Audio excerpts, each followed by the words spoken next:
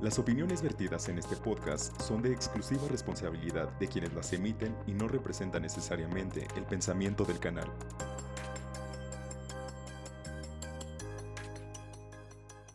Sean todas, todos y todas bienvenidos a su podcast de la Comisión Estatal de los Derechos Humanos en el Estado de Michoacán y el Sistema Michoacano de Radio y Televisión. Como siempre, pues, su servidor Julio César Bermúdez Paz, aquí dándoles la más cordial bienvenida a su programa, pues, donde abordaremos temas relacionados con los derechos humanos. En esta ocasión, pues bueno, tenemos un invitado muy especial. Bien, tenemos al maestro Ismael Emilio Rins, quien es secretario técnico de la Federación Iberoamericana de Ombudsperson. Maestro, muy buenas tardes, buenos días, buenas noches, donde están sintonizando. Hola Julio César, buenos días. A vos acá en Michoacán, en Morelia, y buenas tardes, buenas noches a quienes nos estén siguiendo desde otros espacios. La verdad que es un gusto poder participar en el marco de este prestigioso congreso en este diálogo del podcast. Al contrario, le agradecemos mucho que esté con nosotros, que nos haya visitado por aquí en Morelia y sobre todo que esté aquí en nuestro podcast el día de hoy. Perfecto, un gusto. Maestro, fíjese que hay muchos temas relacionados justamente o que se van a tratar en este congreso, pero uno de ellos, pues bueno, es uno de suyo muy importante y que me parece fundamental para poder entender tanto este congreso como las funciones que tienen las comisiones estatales en derechos humanos en México, que pues bueno, también podemos llamar las defensorías justamente del pueblo, ¿bien? Pero bueno, vamos empezando, previo a avanzar en el tema. Primeramente, ¿qué podemos entender por defensorías del pueblo? ¿Hay una diferencia con las comisiones estatales de derechos humanos, la nacional y la defensoría del pueblo, o simplemente es una denominación? Creo que estamos frente a una denominación, una diferencia simplemente de forma de identificarla. Mira, hay muchísimos nombres dentro de este mundo de lo que son las defensorías del pueblo, como un genérico. Acá se podría utilizar el genérico comisiones estatales, pero también hay procuradurías y también hay defensorías. Creo que Guanajuato es el procurador de derechos humanos y en Querétaro se llama Defensoría de Derechos Humanos. Sin embargo, todas tienen el mismo sentido: la defensa, promoción y protección de los derechos humanos. Tenemos nombres singulares también, como el razonador de los derechos del ciudadano en Andorra, un nombre, la verdad, que hace la esencia también de nuestra institución. Fíjense, razonador, ¿no? En Brasil hay una institución parecida que, si bien no es ombudsperson de acuerdo a los principios de París, se llama el oidor, el escuchador. ¿Cómo se van construyendo desde las distintas culturas, ¿no? las significancias en el nombre? Pero en el fondo tenemos toda la misma actividad, la misma actuación. Y te voy a dar también si se quiere, un perfil, digamos. Todas tenemos los mismos problemas. Básicamente, casi todas las instituciones tienen o se replican de una manera muy parecida a las problemáticas que tienen que afrontar. Bien, doctor, y a esto también hay una situación. Los medios alternativos de solución de controversias, y en este caso en México también justicia restaurativa, son mecanismos importantes para estas defensorías de derechos humanos. Bueno, mira, sí, son no importantes, te diría centrales en los tiempos que corren. Ahora, mira, corren tiempos donde se necesitan otro tipo de intervenciones. Yo te voy a poner un ejemplo asimilándolos con otro poder del Estado. Y acá tiene que ver un poco con cómo los desafíos que tenemos en el futuro, cómo venimos trabajando. A ver, uno mira el poder legislativo. Entonces, la manera que tenemos asimilada o naturalizada de hacer una evaluación del poder legislativo está centrada en la cantidad de leyes que saca. Digamos, si uno lo mira, es solamente una evaluación desde el punto de vista de la cuantificación, es decir, de la cantidad. Y hago esta referencia porque yo creo que el Poder Legislativo, muchas veces en el afán de mostrarse activo y trabajando, genera lo que se llama inflación legislativa, es decir, un cúmulo de leyes que luego son de imposible, casi algunas de imposible cumplimiento, pero el legislador, por cierta presión social, está obligado a presentar proyectos de ley, impulsar proyectos de ley. Y yo creo que cada uno de los proyectos de ley que se presentan tienen el trabajo de cada uno de los legisladores, porque para eso está la discusión parlamentaria. Supongamos que nosotros seamos parlamentarios, el proyecto de ley lo podés presentar vos, pero yo en el Parlamento le aporto algo a ese proyecto desde la discusión. Puede ser incorporado o no, pero no significa que no haya trabajado. Entonces, hago este paralelismo por el tema de las recomendaciones defensoriales o de las comisiones. Lo venimos viendo y analizando desde hace mucho tiempo. Y se han hecho algunos congresos, talleres, conversatorios vinculados a la efectividad de la recomendación o al uso.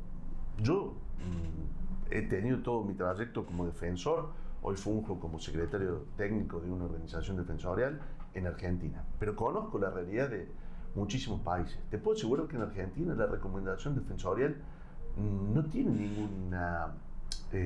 directamente no tiene la necesidad por el organismo recomendado de ser aceptado o no, como lo es acá en México. Entonces, claro que nos hemos volcado como instituciones defensoriales a otros sistemas de resolución de conflictos, porque lo que nos llega a nosotros como defensoría, tenemos la necesidad y la obligación de resolverlo, porque es un mandato ético y moral defensorial. Y muchas veces sentimos que la recomendación involucra un proceso largo, tedioso, que quien se acerca a la defensoría muchas veces tampoco tiene ganas de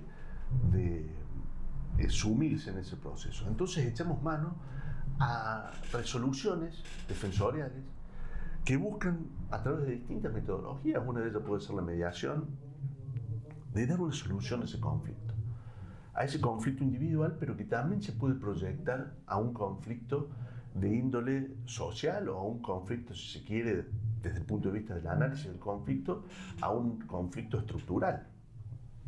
Pero lo que significa que hoy las defensorías estamos utilizando otras herramientas y estamos tratando de cambiar la narrativa que hay en cuanto a la medición del trabajo de la defensoría o de la comisión sea en torno a la cantidad de recomendaciones.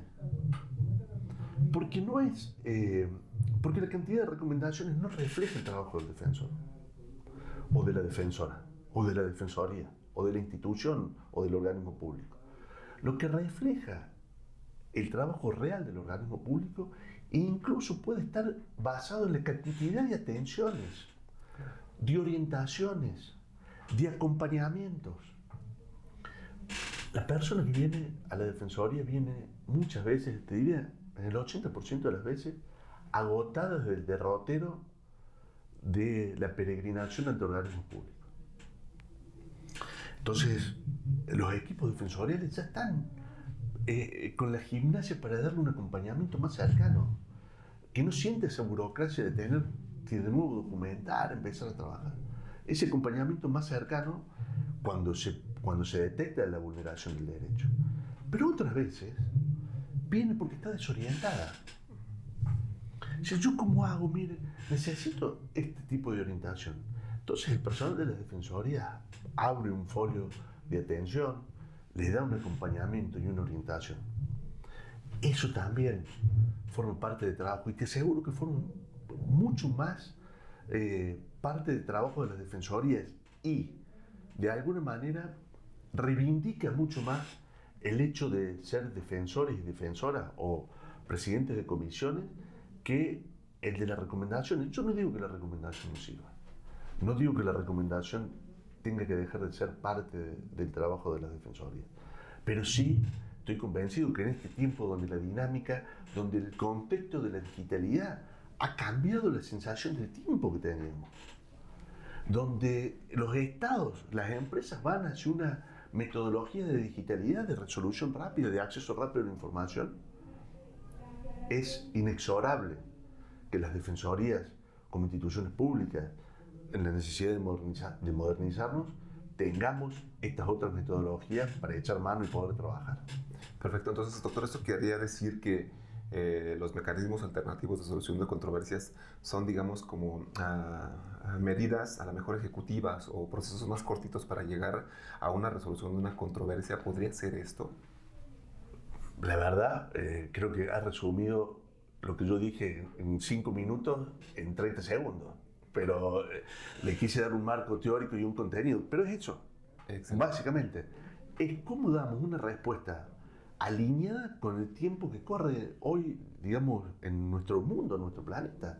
Esa respuesta alineada tiene que tener el condimento de la inmediatez o te diría, de la mediatez, para que sienta la persona restituida a su derecho. Porque las instituciones defensoriales son instituciones que restituyen derechos, que además que tienen que garantizar.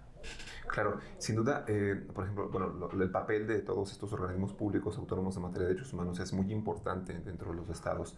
Sin embargo, esta situación de los MASC y JR, mecanismos alternativos de solución de controversias y justicia restaurativa, son mecanismos muy importantes.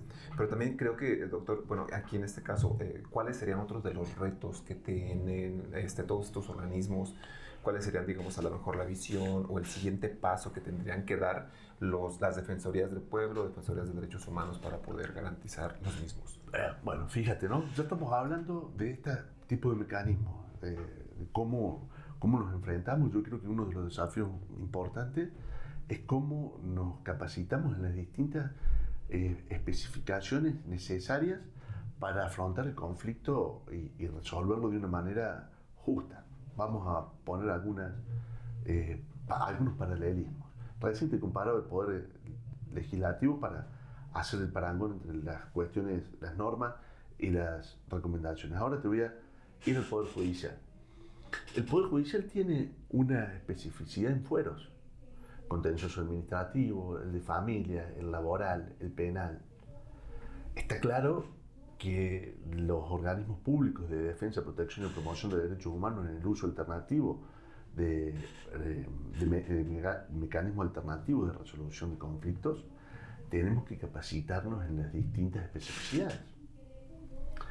No es lo mismo resolver un conflicto ambiental que un conflicto de orden administrativo que vulnera derechos humanos. Claro. Entonces ahí tenemos que empezar a tallar en torno a cuál es el perfil, cuáles son los límites que tenemos, cuáles son las ventajas que podemos ofrecer y cómo nos tenemos que capacitar frente a estos nuevos desafíos. Te cito uno, por ejemplo, el ambiental, donde estamos trabajando, donde queremos generar capacidades técnicas y operativas en el contexto de los organismos públicos para que haya mediadores con perfiles específicos para afrontar los desafíos que implica una mediación cuando hay problemas ambientales vinculados a la naturaleza. ¿Por qué? Porque muchas veces estos problemas, te diría, en el 100% de los casos, encontramos una situación muy asimétrica. De un lado, un poder real, consolidado, constituido, vinculado a la producción, al extractivismo básicamente, a la minería forestal, agroindustrial, y del otro lado comunidades vulnerables. Y muchas veces, en estos casos, detectamos que la mediación se utiliza como una herramienta de diálogo, pero de parte de los poderes, y direccionada y dirigida por los poderes. Entonces creemos que hay que introducirse en esos diálogos de una manera ética, concreta y concluyente, donde la justicia y la cuestión de la restauración ambiental tienen que ser unos objetivos bien claros, ¿no? Y los mediadores tienen que estar preparados para afrontar ese tipo de mediación, donde son mediaciones mucho más largas, donde lo que se prioriza no es el acuerdo rápido, sino el diálogo, la visibilización. Justamente esta tiene especificaciones diferentes, porque la mediación muchas veces tiene esto de la cuestión del secreto, de la confidencialidad. Estas son mediaciones, las ambientales, que tienen que visibilizar el conflicto, tienen que involucrar a la gente, tienen que tener visibilidad pública. Claro, doctor, ahí me surge justamente esa pregunta, Cuando se trata de situaciones medioambientales, ¿es necesario tomar la opinión de toda una comunidad, de toda una ciudad, de todo un grupo? Se lo digo por lo siguiente, aquí en la ciudad de Morelia, en algún momento hubo un conflicto, bien, se quería, se estaba realizando un proyecto, el cual pues tenía como tal este objetivo de perforar básicamente una loma, bien, parte de una montaña, para hacer un paso vehicular. A todo esto, muchas personas se manifestaron y dijeron pues, que esto no era una situación nada más que fuese un problema vial, sino que era un problema medioambiental y que tenían que tener la opinión de las personas para poder realizar este tipo de situaciones. ¿Es así realmente? ¿Tiene sus alcances? Yo creo que sí, digamos, hay que tener, también hay un perfil, si se quiere, educador de la mediación en contextos ambientales o de la naturaleza, porque lo primero que tiene que desarticular es esta falsa narrativa entre progreso y naturaleza, y digamos, hay una falsa narrativa. Es decir, hay muchísimos ejemplos de muchísimos países donde van de la mano y lo que se llama hoy sostenibilidad en términos generales, ¿no? Es decir, lo primero que hace la mediación en temas ambientales es desmontar esa narrativa, que viene del discurso hegemónico del poder económico hoy, que dicen, los antiprogresos no nos dejan progresar, no podemos sacar la cantidad de oro que necesitamos, entonces no va a haber progreso, se oponen al progreso. Puede ser que a veces sí, puede ser que a veces no. Creo que hay que entrar en un diálogo de escucha. Entonces, lo primero es una función pedagógica, educativa, un nuevo rol frente o un nuevo perfil del mediador ambiental, que tiene que generar una ronda de diálogo necesaria entre los actores. Y en la mediación ambiental surge un tema diferencial. La mediación está en los intereses representados por los actores, generalmente. Es decir, en este caso estarían las voces de los afectados, ¿verdad? Habría que identificarlas. Ese es otro de los trabajos, la identificación de las voces.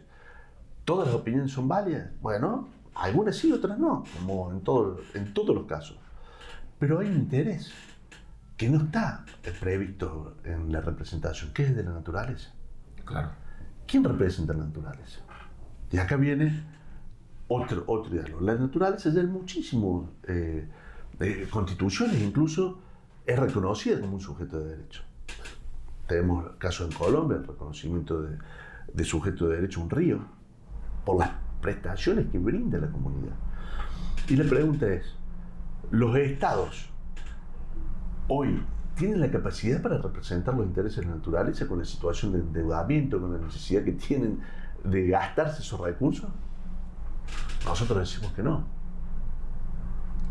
Mejor dicho, los gobiernos tienen, creo que ahí empieza a jugar un rol muy determinante de los organismos públicos de derechos humanos en representación de ese interés. Porque es importante que esté plasmado en la mesa. Y no puede estar plasmado por el que lo necesita. Hay una conversación muy, muy interesante, necesaria hoy, en este caso que vos planteás. Creo que los tiempos vinculados a los proyectos que tienen alguna afectación ambiental no pueden estar, la mediación debería ser un mecanismo que deje de ser la subsanadora de daños ya ocurridos para tomar un rol previo, ¿no?, a ese diálogo necesario para entender que es importante generar el proyecto y entender que hay una línea de progreso en línea con la naturaleza. Claro. Doctor, pues bueno, aquí sienta sobre la mesa varios temas súper interesantes, justamente esta representación de la naturaleza que muchas veces no lo tomamos de una manera, a lo mejor con la seriedad que tendría que ser, porque al final de cuentas, pues bueno, si se acaba nuestro medio ambiente, pues nos acabamos todos, ¿no? Es justamente como dice John Gray en El silencio de los animales, el costo del progreso. Bueno, pero hay que tener, yo creo que hay que ser cuidadoso con la narrativa esa, porque siempre el costo del progreso, ¿quién lo paga? ¿Quién lo paga? Es una pregunta que lo pagan las clases más Claro. ricas y pudientes o lo pagan los mismos de siempre. Efectivamente. Fíjate un tema que creo que vale la pena también hacer un parangón. Cuando nos dijeron que en la pandemia íbamos todos en el mismo barco, que nos afecta, tuvo claro que la pandemia no nos afectó a todos por igual. Afectó de una manera más significativa y dolorosa a los más pobres. Y los daños ambientales, si bien a largo plazo, evidentemente, la ausencia de naturaleza nos va a afectar a todos, sin embargo, las grandes modelos de acumulación de la riqueza y apropiación de los bienes comunes, es evidente que va a sostener a aquellos que los hayan acumulado de una manera más sostenible, más sostenida en la tierra, en desmedro de los que no podemos acceder a esas ventajas y prestaciones. Entonces creo que ese costo del progreso es muy desigual, muy desigual. Y ahí la mediación creo que tiene este rol pedagógico, este rol de visibilizar el problema, de sacarlo y dejar de ser el mecanismo alternativo de resolución del conflicto, un mecanismo que viene a obturar el problema, a hacer un diálogo con las comunidades y a decirle, bueno, le vamos a remediar su problemita, les vamos a dar esto, les vamos a dar casa, les vamos a hacer esto, y se acabó, déjennos seguir vulnerando derechos. Porque de eso se trata. No puede, por ejemplo, el principio de progresividad. El principio de progresividad tiene que estar de progresividad en derechos humanos tiene que estar en todos los acuerdos. No puede haber un acuerdo, así sea de mediación, de lo que sea, que permita seguir vulnerando derechos humanos en pos del progreso. Porque es un oxímoron. Un oxímoron es una cosa, una construcción lingüística que tiene una contradicción en sí misma. Es decir, no puede haber, si nosotros decimos, ¿el progreso puede violar derechos humanos? No hay progreso con violación de derechos humanos. Interesante. No, eso se contradice. Claro. El que lo diga, que me lo explique, porque yo no lo concibo. O sea, siempre hemos aprendido, visto que el progreso va de la mano con el respeto de los derechos. Si no, no hay progreso. Habrá un apropiamiento de los bienes comunes en beneficio de alguien, pero eso no se llama progreso. Perfecto. Doctor, siempre se nos acaba el tiempo súper rápido, quedan un montón de temas por abordar, súper interesantes intervenciones, puntos que quedan sobre la mesa.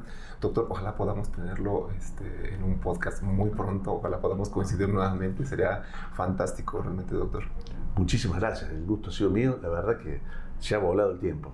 Un placer conversar con ustedes. Al contrario, doctor, le agradezco muchísimo. Y pues bueno, despedimos al maestro Ismael Emilio Rins, quien es secretario técnico de la Federación Iberoamericana de Ombudsperson. Maestro, muchísimas gracias por estar con nosotros. Por favor, esperamos verlo por aquí muy pronto. Y pues bueno, también a todas, todos y todos ustedes que están desde casa, el trabajo, la oficina, cualquier espacio donde ustedes nos sintonicen, agradecemos mucho el favor de su atención. Y recuerden que desde la Comisión Estatal de los Derechos Humanos en el Estado de Michoacán, les deseamos siempre lo mejor. Quiero simplemente, perdóname, adelante, por favor. Agradecerle al presidente de la comisión poder estar acá, mirar esto, mirar el trabajo que tiene la Comisión de Derechos Humanos de Michoacán, las publicaciones, digamos, cómo ha trascendido en el mundo internacional con las prácticas, básicamente también de resolución alternativa de conflictos, poder gestionar este evento tan importante donde podemos dar estas discusiones. Quiero a él y a todo su equipo, en vos, Juan Carlos, y a todas las personas. Al contrario, gracias a usted y gracias por visitarnos. Muchas gracias.